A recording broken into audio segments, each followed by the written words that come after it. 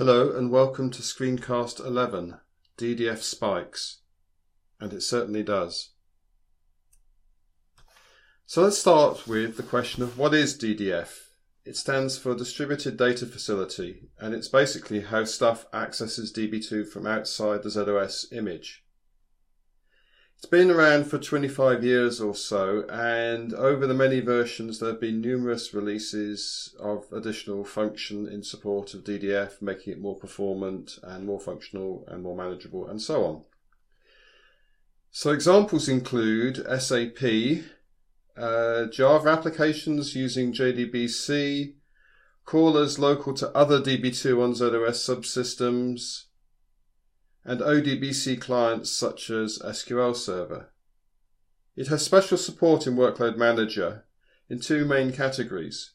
Firstly, there are lots of identifiers you can use for classifying DDF work, which are special to DDF in Workload Manager terms. And secondly, WLM supports multiple service class periods for DDF work. I'm particularly concerned about the impact of unexpected spikes in DDF CPU, because those can cause, for example, CPU shortages and zip shortages, and they could even, in extremis, push out more important DDF work from DB2, for example, being unable to get a DBAT slot. I'm actually less concerned about production applications because you might assume that they're properly managed in a way that stuff that comes in fairly randomly isn't, but of course that could be rather naive. And in fact, I think an example I'm going to give you, that probably is a production application. So I really think you should be more concerned about what I'm calling feral users.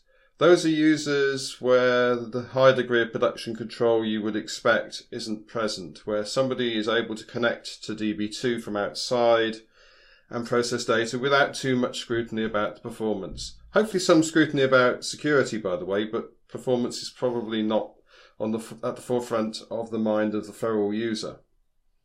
So you can probably tell that I think there's rather less performance control and less testing involved in certain kinds of DDF work. So how would you detect a DDF spike? Well, the first thing is you're going to have a hard time doing it with RMF with a sensible interval. If you went down to a very short one, let's say 1 minute, I think you might begin to detect some things, but I really think that's asking a lot of RMF and you wouldn't want to run that way generally. SMF 101 DB2 accounting trace, however, goes down to 100th of a second granularity. Basically, it goes down to the SMF timestamps granularity. Though I would tend to summarize at the 1 second level as the most zoom in that I would actually do. And you would probably roll up by application identifiers. So for example, you could break out by authorization ID and IP address, which would give you some idea as to which application it was that was causing the spike. You would naturally want to sum up the CPU in that 1 second interval and probably zip as well. And yes, you can tell how high a percentage of the DDF work in fact is zip eligible, so you can verify what people think they know about the so-called generosity factor. You should probably also look at commit counts and count the number 101 records themselves and also aborts. Aborts obviously give you some view either of application style or more likely whether it's in some way reliable or not. And the comment I would make here is typically we would write a single 101 record for every 10 commits. That's governed by the AQMAC parameter, which defaults to 10. Now, in the data that I'm about to share with you, AQMAC I calculated to be 5 because there are 5 times as many commits, roughly speaking, as there were 101 records. So you could calculate the AQMAC value if you didn't already know it. Tourist information, perhaps. So let's look at an example of a spiky application. So this is from a recent customer, and this graph basically shows 3 30-minute intervals, same time of day on 3 successive days, summarized at the 1 minute level. The labels are basically every 2 minutes, but that's to fit them on the graph. Each line represents a different correlation ID, or perhaps you'd like to think of that as a different application style. So the first thing we note is that everything is regular, generally speaking, for DLL host and also for other, which is everything we didn't put into a specific bucket. Java, however, shows a distinct spike on the third day. The number on the left, I should have said, is the CPU seconds in the minute. So basically 250 seconds is just over 4 engines worth of general purpose engine CPU. And of course you would expect a slightly higher amount than that of zip eligible CPU, and indeed this is what we see in the data. So that spike is worth investigating, I would say. If I concentrate in on Java only for this particular subsystem, and the smudges you can see here are just obfuscating the system ID and the subsystem ID. The Java spike tends to be in one particular elapsed time range. So each line on the top graph is basically a bucket of potential commit response times. And the bucket we're seeing here is basically the 15 to 30 millisecond arbitrarily chosen bucket. And on the lower graph, what you can also see is that the CPU time bucket that it's all in is basically in the sub-millisecond CPU bucket. So we have some very, very short transactions and lots of them. The counts on the left-hand side are commit counts. So we have getting on for 200,000 commits in the minute when the spike most happens. So the flavour of this is very, very short transactions, light on CPU, but an awful lot of them all at once.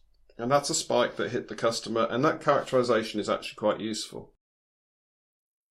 So how would you control DDF work? Well, the mechanisms depend on the work's profile, which is why in the previous slide I showed you the profile of the work.